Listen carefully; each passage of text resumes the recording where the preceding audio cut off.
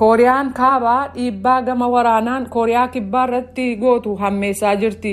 Kunis embaasii biyyoota lameenii kan ture ega barbadeessitee booda gabaasaa Biil Gallo Siwulirraa erge Tuujubee dhiyeessa. Waajjirri hariiroo Kooriyaa lamaaniif dhaabate kan kaaba daangaa biyyoota lamaanirra jiru sekondiiwwan keessatti dhabamsiifame. Dhaabi kun mallattoo hariiroo Kooriyaa lamaanii ture. Dhaabi akka embasiitti gargaaru kun bara 2018 innaa Kooriyaan lamaan walii galtee dinagdee babal'isuu akkasumas mari'achuuf walii galan hundeeffame.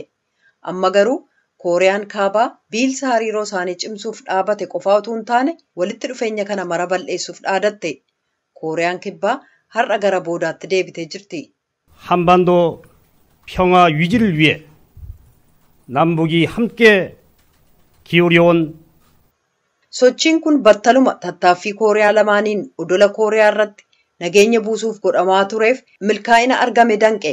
Kooriyaan kaabaas tarkaanfii kana hojiirra oolchiti taanaan dhugumatti gatii baastii jedhan. Kan kana dubbatan hoogganaa waraanaa Kooriyaa kibbaa Joon Dong Jiin turan. Duulli dubbii tuttuqqaa kun hoogganaa Kooriyaa kaabaa Kim Jong Uniin hoogganamatu hin taane obboleettii isaanii Kim Joo Jongiin hoogganama. Miss Kim gargaartuu obboleessa isaanii ijoodha. Haa ta'u malee erga yeroo dhiyoo as qooda hooggana cimaa fudhatanii jiru. Profeesara saayinsii siyaasaa kan ta'an Griffith University irraa Andrew O'Neill akkas jedhu.